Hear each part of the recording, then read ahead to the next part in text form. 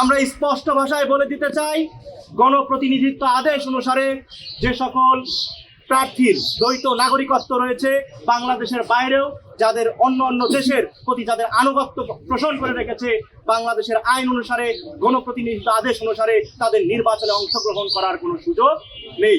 কিন্তু এবং একই সাথে ঋণ খেলাপিদের বিরুদ্ধেও নির্বাচন কমিশন কি দিচ্ছে, যে তারা বিএনপি ঋণ খেলাপি কিংবা জামাতের ঋণ খেলাপি, এই কারণে তাদেরকে পরবর্তীতে ঋণ পরিশোধ করার শর্তে তাদেরকে নমিনেশন বৈধতা দিয়ে দিচ্ছে।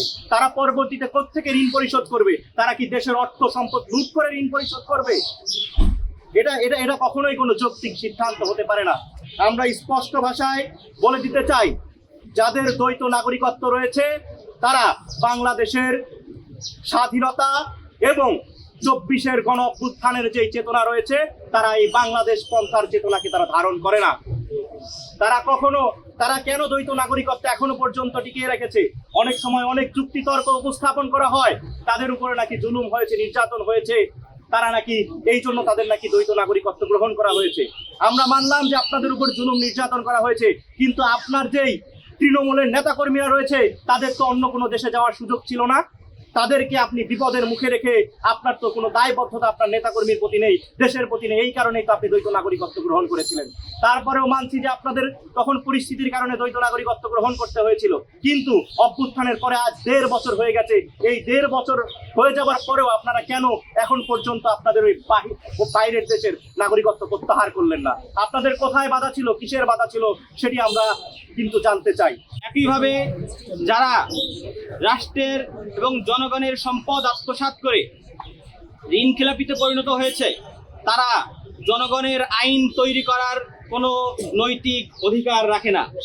আমরা দীর্ঘ স্বৈরতান্ত্রিক শাসনের অবসান ঘটানোর পরে প্রত্যাশা করেছিলাম নির্বাচন কমিশন কঠোর আইনের প্রয়োগ এবং নৈতিক মানদণ্ডে অটল থেকে একটি সুষ্ঠু এবং নিরপেক্ষ নির্বাচন তারা উপহার দিবে।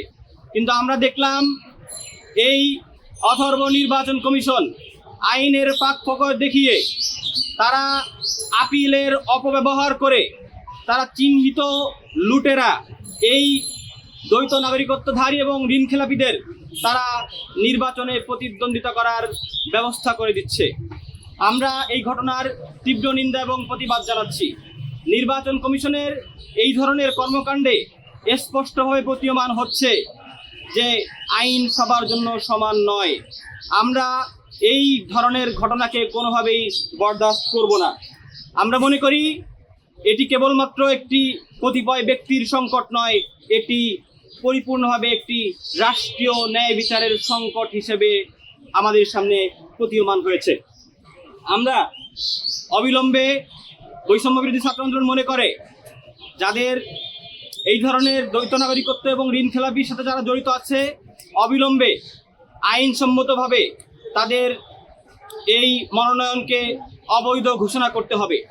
আমরা মনে করি, বৈষম্য বিরোধী ছাত্র আন্দোলন মনে করে, আমরা এমন কোনো নির্বাচন হতে দিব না যেখানে অযোগ্যতাকে যোগ্যতা হিসেবে বিবেচনা করা হবে এবং এরই প্রেক্ষিতে তাদেরকে নির্বাচন করার বৈধতা দেওয়া হবে।